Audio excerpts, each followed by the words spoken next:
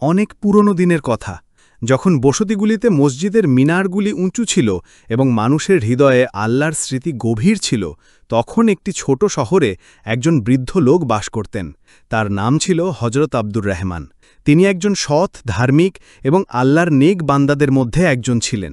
মানুষ দূর দূরান্ত থেকে তার কাছে পরামর্শ নিতে আসত, কিন্তু তার একমাত্র পুত্র ওমর ছিল সম্পূর্ণ বিপরীত। সে নামাজ থেকে অনেক দূরে, কোরআন থেকে অপরিচিত এবং দুনিয়াবি রঙে এমনভাবে ডুবেছিল যেন তার নাফস তার খোদা হয়ে গেছে। ওমর যৌবনে সেই দোরগড়ায় ছিল যেখানে মানুষ নিজের উপর অহংকার করে এবং জীবনের আনন্দগুলি খুব সুন্দর মনে হয়। সে সারাক্ষণ বন্ধুদের সাথে ব্যস্ত থাকত, বাজারে ঘুরে বেড়াত, মজলিস ও তামাশায় ডুবে থাকত। যখন তার বাবা তাকে বোঝাতেন এবং বলতেন, বেটা, আল্লাহ সবকিছুর উপর ক্ষমতাবান এবং তুমি যা করছো আল্লাহ তা দেখছেন, যদিও আল্লাহ মানুষের হৃদয়ের গোপন বিষয়গুলিও জানেন, তখন আল্লাহর নাম শুনে ওমরের মুখ বিকৃত হয়ে যেত। ওমর প্রায়শই তার বাবাকে বলতো, আব্বা, এগুলি সব পুরনো কথা, আজকের যুগে শুধু ব্যবসা এবং উন্নতির কথা ভাবা উচিত। মসজিদে বসে থাকলে না তো সম্পদ আসবে আর না তো সম্মান পাওয়া যাবে।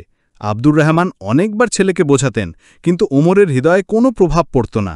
সে আল্লাহকে অস্বীকার করত না, কিন্তু আল্লাহর উপর বিশ্বাসও রাখত না।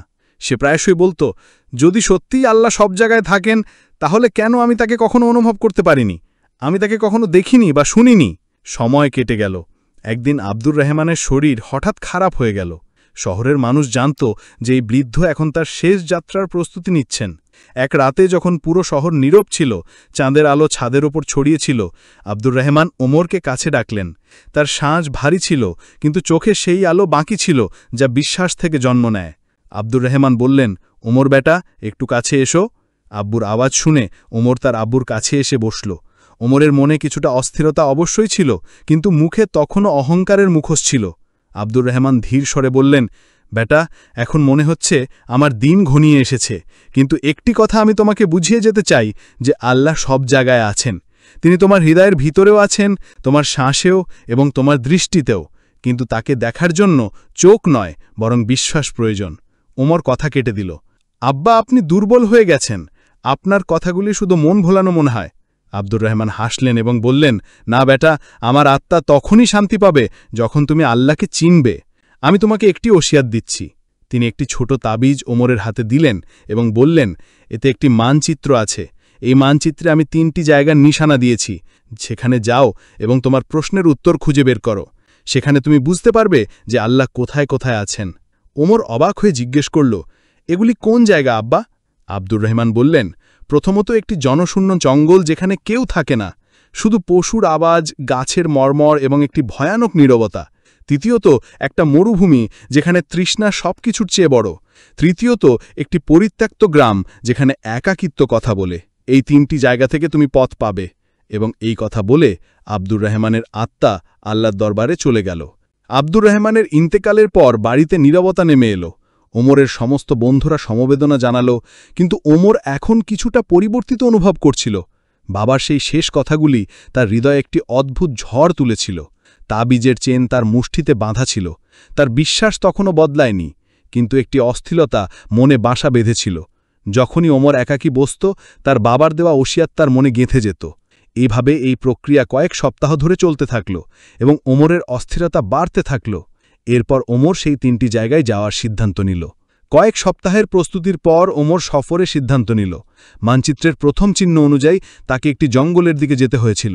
এমন একটি জঙ্গল যেখানে কোনো মানুষ দেখা যেত না, শুধু পশুর আওয়াজ, গাছের মর্মর এবং একটি ভয়ানক নীরবতা ছিল। ওমর তার সাথে বাবার দেওয়া ওসিয়াত এবং কিছু প্রয়োজনীয় জিনিসপত্র রাখল এবং সফরের জন্য রওনা হয়ে গেল। কয়েকদিন সফর করতে করতে যখন সে সেখানে পৌঁছালো, তখন সন্ধ্যে হয়ে গিয়েছিল। রাতের অন্ধকার এবং জঙ্গলের ঠান্ডা বাতাস তাকে ভয় দেখাচ্ছিল, কিন্তু সে সেখানেই থামল। কিছুক্ষণ এদিক ওদিক ঘোরার পর ওমর একজন দরবেশকে দেখল, যিনি একটি বড় গাছের নিচে নুরানি চেহারা নিয়ে বসেছিলেন। ওমর দরবেশের দিকে পা বাড়িয়ে গেল। বাড়িয়ে এগিয়ে গিয়ে সালাম করলেন। দরবেশ ওমরকে দেখলেন এবং সালামের জবাব দিলেন। তারপর দরবেশ জিজ্ঞেস করলেন, এখানে কেন এসেছিস বাবা? ওমর জবাব দিলেন, আমি আল্লাহর উপস্থিতি খুঁজছি। আপনি কি বলতে পারবেন তিনি কোথায় আছেন? দরবেশ হেসে বললেন, কিন্তু তার কণ্ঠস্বর ঠাট্টার ছিল না, বরং গভীরতায় ভরা ছিল। তুই সেই জঙ্গলে দাঁড়িয়ে আছিস যেখানে তোর কোনো আশ্রয় নেই, কিন্তু দেখ তুই বাতাস পাচ্ছিস, শ্বাস চলছে, হৃদয় স্পন্দিত হচ্ছে। বল, এসব কে চালাচ্ছে? দরবেশের কথা শুনে ওমর চুপ হয়ে গেলেন। দরবেশ আরও বললেন, আল্লাহকে অনুভব করার জন্য একা হতে হয়। নীরবতায় তার কণ্ঠস্বর শোনা যায়। জঙ্গলের প্রতিটি নড়চড়ে, প্রতিটি হাওয়ার ঝাপটায়, প্রতিটি পাতার কম্পনেই তিনি আছেন। দরবেশের এই কথাগুলি শুনে ওমরের হৃদয় প্রথমবারের মতো একটি অদ্ভুত উষ্ণতা অনুভব হল, যেন ভেতরে কেউ হালকা টোকা দিচ্ছে। যখন ওমর জঙ্গল থেকে বের হলেন তখন তার চোখ ভেজা ছিল, কিন্তু যাত্রা তখনও বাকি ছিল। গল্পটি এগিয়ে নেওয়ার আগে জেনে নেওয়া যাক, ওমর কি পরের দুটি যাত্রায় তার প্রশ্নের উত্তর খুঁজে পাবেন এবং ওমরের বিশ্বাস কি শক্তিশালী হবে নাকি তার সন্দেহ আরও বাড়বে। এটি জানতে ভিডিওটি আমাদের সাথে থাকুন। তাহলে চলুন ওমরের পরের দুটি গন্তব্যের পর্দা উন্মোচন করি। ওমর এখন জঙ্গলের সবুজ থেকে বেরিয়ে সেই সাহারার দিকে এগিয়ে গেলেন যার নাম মানচিত্রে লিপিবদ্ধ ছিল। এমন একটি মরুভূমি যা তার তাপ এবং একাকিত্বের জন্য বিখ্যাত ছিল। লোকেরা বলতো যে সেখানে কেবল তারাই যায় যারা হয় পাগল অথবা কোনো সত্যের সন্ধানে থাকে। ওমর উট এবং কিছু সরঞ্জাম নিয়ে তার দ্বিতীয় গন্তব্যের জন্য রওনা হলেন। যাত্রা করতে করতে পথে তার সাথে একজন বৃদ্ধ কাফেলাওয়ালার দেখা হলো। ওমর কাফেলাওয়ালাকে জিজ্ঞেস করলেন, আপনি কি কখনো এই সাহারায় ভ্রমণ করেছেন? বৃদ্ধ হেসে বললেন, করেছি তো, তবে সেখান থেকে কেবল তারাই ফিরে আসে যারা ভেতর থেকে শূন্য নয়। ওমর কিছু বললেন না। তার চোখে এখন হালকা বিশ্বাস ছিল এবং হৃদয়ে একটি অস্থিরতা যা তাকে প্রতি মুহূর্তে এগিয়ে নিয়ে যাচ্ছিল। কয়েকদিন যাত্রা করার পর যখন সে সাহারায় প্রবেশ করল, সাহারায় প্রবেশ করার সাথে সাথেই সূর্য তার কপালে তীর হয়ে পড়ছিল। বালির কণাগুলি জ্বলন্ত অঙ্গারের মতো ছিল। উটও যেন অনিচ্ছুক লাগছিল। ওমর তার মুখ কাপড় দিয়ে ঢেকে নিল, কিন্তু গরম হাওয়া শিকারীর মতো পিছু করছিল। তৃতীয় দিন দুপুরে যখন পানির শেষ ফোঁটাও শেষ হয়ে গেল, তখন ওমরের অবস্থা গুরুতর হতে শুরু করল। ঠোঁট শুকিয়ে যাচ্ছিল, চোখ ঝাপসা হয়ে আসছিল এবং জিহবা কাঁপছিল। সেই অবস্থায় ওমর একটি টিলার আড়ালে বসে আকাশের দিকে তাকিয়ে বললেন, যদি তুমি থাকো তবে আমাকে বাঁচাও, যদি তুমি সর্বত্র বিদ্যমান থাকো তবে আমার ডাক শোনো। এটি ছিল প্রথম প্রার্থনাপূর্ণ বাক্য যা ওমরের ঠোঁট থেকে বেরোল। হঠাৎ একটি অস্পষ্ট ছায়া ওমরের সামনে দেখা দিল। কাছে আসার পর জানা গেল যে এটি একজন বৃদ্ধ দরবেশ যার মুখ উজ্জ্বল তেজে জ্বলছিল এবং তার হাতে একটি মশক ছিল। তিনি কিছু না বলে ওমরকে পানি দিলেন, মাথায় ছায়া দিলেন এবং কিছু খেজুর দিলেন। ওমর জিজ্ঞেস করলেন, আপনি কে এবং আপনি এখানে কিভাবে পৌঁছালেন? বৃদ্ধ বললেন, আমি পৌঁছাইনি বাবা, আল্লাহ আমার পথ তোমার জন্য পরিবর্তন করেছেন। ওমরের লোম খাড়া হয়ে গেল এবং তারপর ওমর বললেন, আপনি আমাদের চেনেন? বৃদ্ধ বললেন, না বাবা, আমি তোমাকে চিনি না, তবে যাকে তুমি চেনো না তিনি তোমাকে চেনেন। তুমি ডেকেছ আর তিনি আমাকে পাঠিয়েছেন। ওমরের চোখ থেকে অশ্রু ঝরতে লাগল। ওমর কাঁদতে কাঁদতে বললেন, আমি তো শুধু একবার বলেছিলাম, যদি তুমি সর্বত্র বিদ্যমান থাকো তবে আমাকে সাহায্য করো। বৃদ্ধ বললেন, বাবা, আল্লাহ প্রতিটির ডাক শোনেন, তিনি সর্বত্র বিদ্যমান, তবে তার জবাব শোনার জন্য হৃদয়কে খালি করতে হয়, নাফসের আওয়াজ দমন করতে হয়। এক অনুভূতির অধীনে ওমর সেই রাতে প্রথমবারের মতো সিজদায় ঝুঁকলেন। তিনি হাত বাড়িয়ে বললেন, হে রব, আমি তোমাকে দেখতে পাচ্ছি না, কিন্তু এখন অনুভব করতে পারছি, আমার পথ প্রদর্শন করো। বৃদ্ধ যেতে যেতে তাকে একটি কথা বলেছিলেন যে, বাবা, তুমি তৃতীয় স্থানে অবশ্যই যে উজাড় গ্রামে, সেখানে তুমি উত্তর পাবে যা তোমাকে বিশ্বাসের সীমায় পৌঁছে দেবে। ওমর এতক্ষণে দুটি যাত্রা অতিক্রম করে ফেলেছিল। এখন তার চোখে সেই উজ্জ্বলতা ছিল যা বিশ্বাস থেকে জন্ম নেয়, তবে উত্তর তখন অপূর্ণ ছিল। তখনও তিনি জানতে চাইছিলেন, সত্যি কি আল্লাহ সর্বত্র আছেন, নাকি আমরা শুধু তাকে অনুভব করতে চাই। এখন যাত্রার শেষ গন্তব্য বাকি ছিল। মানচিত্রে একটি গ্রামের নাম লেখা ছিল, অর্থাৎ একটি উজাড় গ্রাম যেখানে একসময় জীবন ছিল, এখন জনশূন্য। লোকেরা বলতো যে সেখানে কেবল একাকিত্ব কথা বলে এবং আওয়াজগুলো নিজেদের শোনে। এই দ্বিতীয় অংশে ওমর সাহারার কঠোরতায় আল্লাহর রহমত অনুভব করেন। তিনি প্রথমবারের মতো সিজদায় পড়েন এবং দোয়া করেন, তবে বিশ্বাসের পূর্ণাঙ্গ মঞ্জিল তখনও দূরে। এখন কি ওমর উজাড় গ্রাম এবং তার প্রশ্নের চূড়ান্ত উত্তর পাবে? ওমর কি সবকিছুর মধ্যে আল্লাহর অস্তিত্ব দেখতে পাবে, নাকি সে আবার ফিরে যাবে? ওমর কি সবকিছুর মধ্যে আল্লাহর অস্তিত্ব দেখতে পাবে, নাকি সে আবার পথ হারাবে? ভ্রমণ করতে করতে অনেক সপ্তাহ কেটে গিয়েছিল। ওমরের মুখ এখন আর আগের মতো ছিল না। তাতে এখন অহংকার নয়, বরং নম্রতা ছিল। চোখে উজ্জ্বলতা নয়, বরং মমতা এবং চিন্তা ছিল। যখন সে গ্রামের সীমানায় পৌঁছাল, তখন এক অদ্ভুত নীরবতা ছিল। ভাঙা দেয়াল, শুকনো কুয়া, ঝুলে থাকা দরজা এবং মাটিতে জন্মানো প্রাণহীন ঝোপঝাড়, সব দিকেই জনশূন্যতা ছড়িয়েছিল।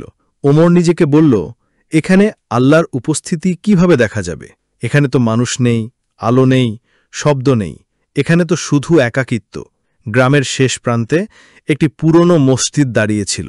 তার মিনার ভাঙা ছিল, দরজা হেলেছিল, কিন্তু ভেতরে একটি প্রদীপ জ্বলছিল। ওমর ভেতরে গিয়ে দেখল একজন খুব বৃদ্ধ মৌলবি সেখানেই বসেছিলেন, যিনি তাসবিহ পড়ছিলেন। ওমর সালাম করল, আসসালামু আলাইকুম বাবা। বৃদ্ধ মৌলবি চোখ খুললেন এবং উত্তর দিলেন, ওয়ালাইকুম আসসালাম হে মুসাফির, তুমি এসেছ, আমি অপেক্ষা করছিলাম। ওমর অবাক হয়ে গেল, আপনি আমার জন্য কেন অপেক্ষা করছিলেন?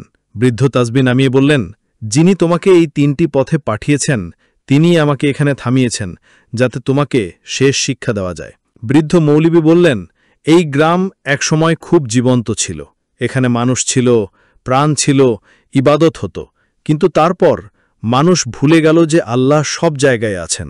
তারা মসজিদ ছেড়ে দিল, মিথ্যা, অহংকার, ঘুষ এবং নফসের পূজা শুরু করে দিল। তারপর একদিন পৃথিবী কাঁপল, আকাশ গর্জন করল এবং এই গ্রাম জনশূন্য হয়ে গেল।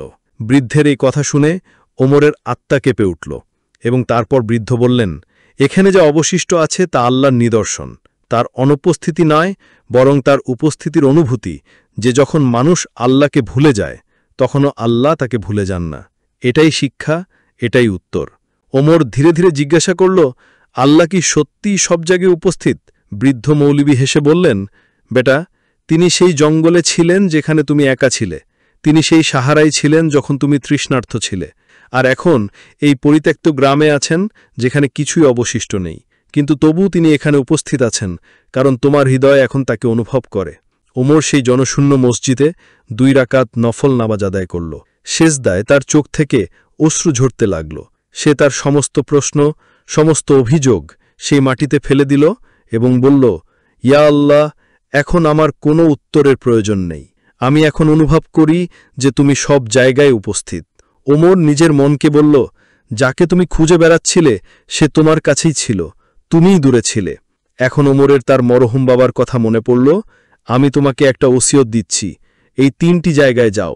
সে এখন বুঝতে পারল এই সফর বাইরের নয়, ভেতরের ছিল। প্রতিটি স্থান তার আত্মাকে নত করছিল, প্রতিটি গন্তব্য তাকে সেই পথের দিকে নিয়ে যাচ্ছিল যাকে হেদায়েত বলে। ওমর এখন তার শহরের দিকে ফিরে চলল, কিন্তু এখন সেই ওমর ছিল না। এখন তার হাতে কোরআন ছিল, চোখে নামাজ এবং হৃদয়ে আল্লাহর স্মরণ ছিল। লোকেরা তাকে চিনতে অস্বীকার করল। পুরনো বন্ধুরা এখন তার কাছে এলো না, কিন্তু কিছু শিশু, বৃদ্ধ এবং মসজিদের ইমাম তাকে আলিঙ্গন করল। সে তার বাবার মতো একটি ছোট হেদায়েত ঘর তৈরি করল, যেখানে মুসাফিররা আশ্রয় পেত, ক্ষুধার্তরা খাবার পেত এবং পথহারা মানুষ পথ পেত। একদিন একজন যুবক তার সাথে দেখা করতে এলো। যুবক ওমরকে জিজ্ঞাসা করল, তুমি আল্লাহকে কিভাবে জানলে? ওমর হেসে উত্তর দিল, আমি আল্লাহকে জনশূন্যতায় অনুভব করেছি, তৃষ্ণায় ডেকেছি এবং একাকিত্বে পেয়েছি। আর তখন জেনেছি যে সত্যিই আল্লাহ সব জায়গায় উপস্থিত। এই গল্প থেকে আমরা এই শিক্ষা পাই যে আল্লাহকে দেখার জন্য চোখ নয়, হৃদয় চাই। আল্লাহকে অনুভব করার জন্য একাকিত্ব, তৃষ্ণা এবং সেজদা যথেষ্ট। তিনি আমাদের কখনো ছেড়ে যান না, শুধু আমরাই তার থেকে দূরে চলে যাই। যদি আপনাদের আমাদের এই গল্পটি ভালো লেগে থাকে তাহলে ভিডিওটি লাইক করুন, শেয়ার করুন এবং কমেন্ট বক্সে আপনার মতামত অবশ্যই দিন, কারণ আপনাদের মতামত আমাদের জন্য খুবই গুরুত্বপূর্ণ। এবং আমাদের চ্যানেল কনসেপ্ট অফ ইসলামকেও সাবস্ক্রাইব অবশ্যই করুন। ধন্যবাদ।